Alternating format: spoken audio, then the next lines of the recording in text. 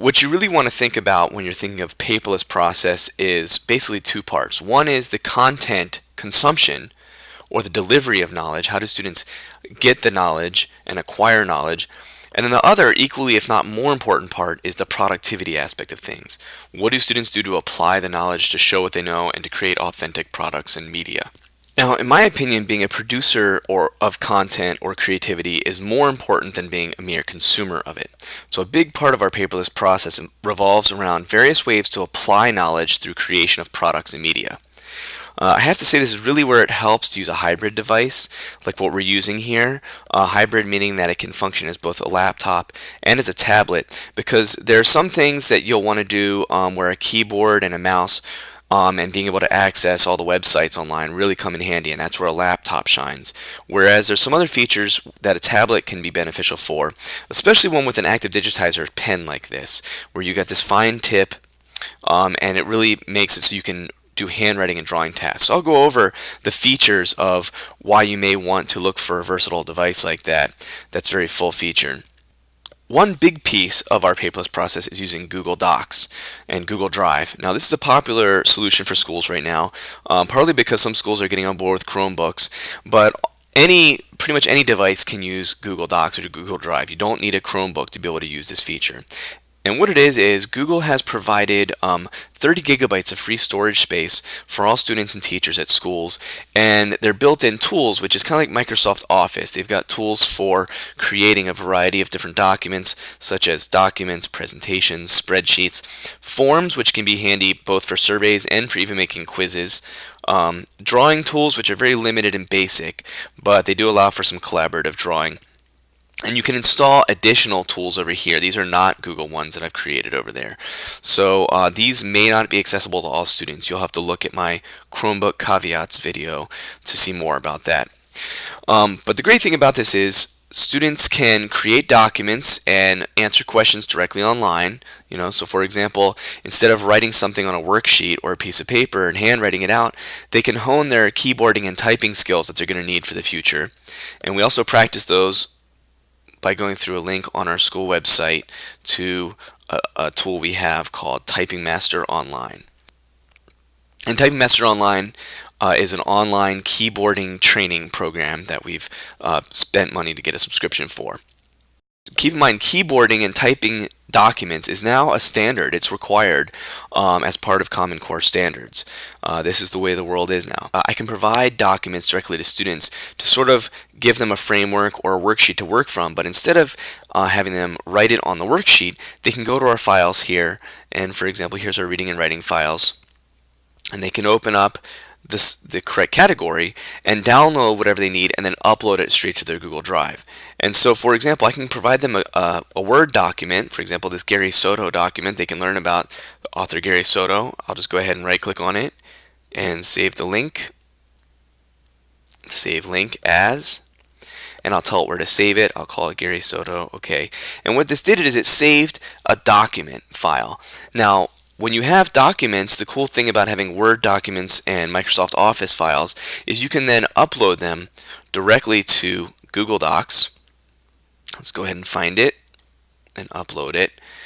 And since we have our settings set to convert documents to Google format, what it will do is it will take a Microsoft Word document and it will convert it to a Google Doc. So this is an easy way you can provide documents to your students. There are other ways to do it as well directly on Google Docs, but if you have files that are already in Word format, you don't need to worry about changing them to this because you can provide them and upload them directly and Google will convert it for you. So for example, if I wanted my students to do this document, I could provide it and have students work on it individually and independently, or they could work in pairs or teams and work collaboratively on it. So we got our basic questions here, and here's our website link here. Now in this case, it didn't make a link, so I had to instruct the students to go ahead and put a space there after it. And you'll see when there's links built into it, you can just click on them and go straight to the website. So this is a good tool for doing online research and for document creation. Now you got to keep in mind, there's a few things I want to say about Google Docs because they're not a panacea. They're not going to solve all the problems. For one thing, I want to point out that they're really designed to work best in a laptop or computer format, not on tablets. It's not very fun to type up a document and or even just use Google Docs, even like a spreadsheet on a tablet. This tool is really a lot like Microsoft Office, and as such it works best with a mouse and a keyboard. So whenever my students are using Google Docs, spreadsheets, or presentations, they make sure to use their keyboard, and they also usually choose to plug in a USB mouse. I leave that optional for them. Sometimes they can use the pen to get some of the same things done as a mouse can. You can see the pen. If you look carefully, if I hover it, you can see there's a cursor there. It works a lot like a mouse. It's not like a capacitive touch pen stylus. So essentially, our devices are set up as laptops, not tablets, when we're working in Google Docs. I also want to point out Google Apps are not equally useful for all subjects or tasks at school. It works great for doing online research where you can go to a website and you can look around and you can find information and you can read and then you can switch back and you can type up what you want. So it works great for basic writing tasks or for online research tasks, but it's very limited when it comes to some things like artwork, music, or writing down math formulas, science logs and journals, or sketching solutions. Even better than just being able to make artwork on the computer, students can actually take any worksheet that we normally would have provided them on a piece of paper and can do it right here digitally, electronically on the computer and upload it or submit it to the teacher and store it for themselves in Google Drive. For example, on our school website, I provided these Mars tasks for students to download in our math files. So they can simply click the link for those Mars tasks, load one of them up. So for example, let's say we wanted to load up this nuts assignment. And this will show them a preview as a PDF file. So anything that's a PDF will show up on the screen. Now, this is a web browser, so we can't just write and draw directly in there. However, students can download that file onto the computer, and then what they can do is they can work on it directly in Reader. Now, Reader is an app that's built into Windows, and this Reader app allows you to open and view any PDF files. It's a free PDF viewer. You can zoom in and out, pinch zooming. And here's our assignment. The circle graph shows the amounts of 5 different kinds of nuts grown in the U.S. throughout the year, and it gives you clues about them. The 5th type of nuts is hazelnuts, but we need some clues about the other ones. A quarter of the nuts are walnuts. Most of the nuts are almonds. So we have some clues there. There's the biggest slice. So if I know the biggest is the most, I can start labeling this. And you can write and draw directly on the screen using this pen.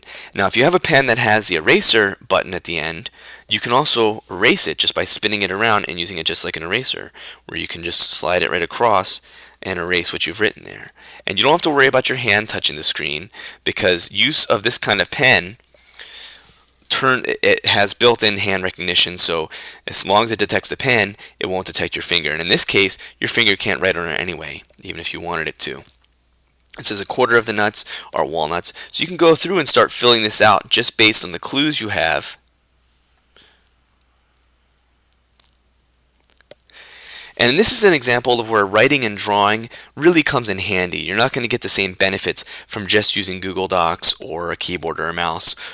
Being able to have digital virtual worksheets actually allows you to completely go paperless. Anything you would normally be able to do on paper, you can do this way as well.